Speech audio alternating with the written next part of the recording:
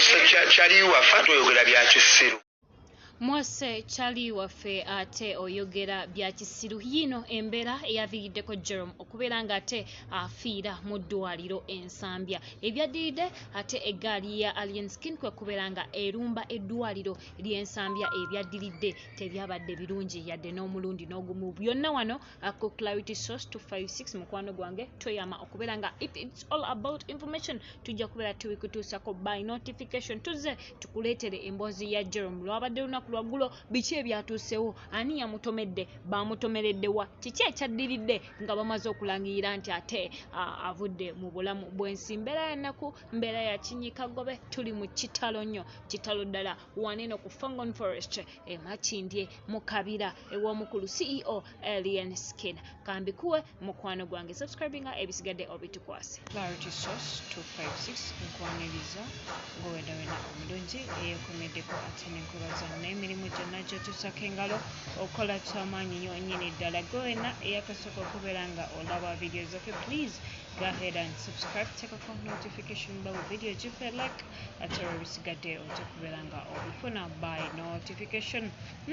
amawulire ge tuyina olunaku olwaleero si mawulire malungi tuli mu kitalo nnyo kitalo ddala wano emakindye ew'omukulu Alien Skin ew'omukulu CEO ew'omukulu Fangon Boss ate oluvannyuma lw'okubeera nga yaviiriddwako omu ku bantu abaddewo nnyo ku lulwe abadde ku lusegere abadde batambulira mu ggaali ye amanyikiddwa nga Jerome olunaku olw'eggulo ate ekiro omukulu Jerome yatomereddwa emmotoka etandika newankubadde batandise dda okulubungeesa nti emmotoka eyamutomedde ya mukulu Alien kennyini ekitali kituufu munnange omukulu oluvannyuma lw'okubeera nga atomerwa emmotoka omukulu Jerome yaddusiddwa mu ddwaliro ensambya naye ate ebyabudde ensambya tebyabadde birungi oluvannyuma lw'okubeera nga ate omukulu ono yafiiridde okuba emmotoka yamutomedde bubi nnyo bubi ddala naye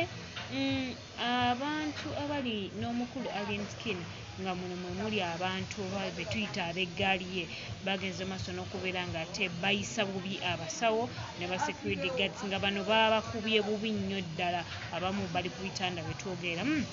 ensonga gye babanenya kwe kubeera nga ate bagenze maaso n'okubeera nti baleka chali waabwe n'afa nga owulidde akatambi kano oba vidiyo eno webadde etandika wabaddewo eddoboozi erigamba nti mwalese chali waffe n'afa kyokka mwegeza ebitali bya makulu naye ate okufa obeera ntuko ya muntu ekyaddiridde ke katambi kola bwanene emabbali ngenda kubeera nga nkuwa eddoboozi ate abakulu bano babagenze bubi nnyo babuddewo bubi nnyo n'abasawo bawanyisiganyizza ebigambo bingi n'abamu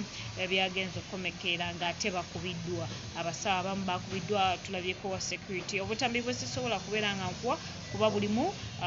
engeri y'amaanyi amangi agasukkulumye ate YouTube yatakkiriza munnange ensonga zino si wettu tulina zihandolinga newankubadde wabeerawo okufiirwa wabeerawo obulumi kyendowooza nti twandifunye engeri ndala ey'okuhandolinga njagala nsooka enkuwa akatambi kano ate akabaddewo wakati w'abasawo n'eggaali ya Alien Skin wali ku ddwaliro ensambya nga munnaabwe Jerome amaze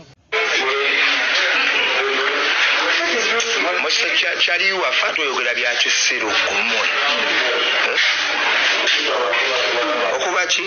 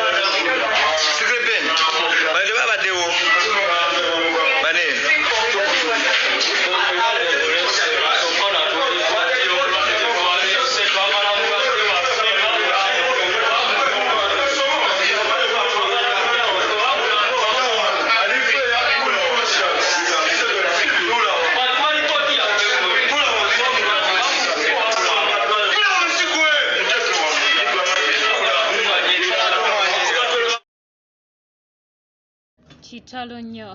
kitalo ddala ate ekya Jerome omu ku abo ababadde ennyo bakwano ba Alien Skin era nga abadde ebiseera bye ebisinga abimalira wali ku Fangon Forest. RIP Jerome, mukama omwoyo gwo agulamuze ekisa ate era ne Fangon Forest yo nga niyo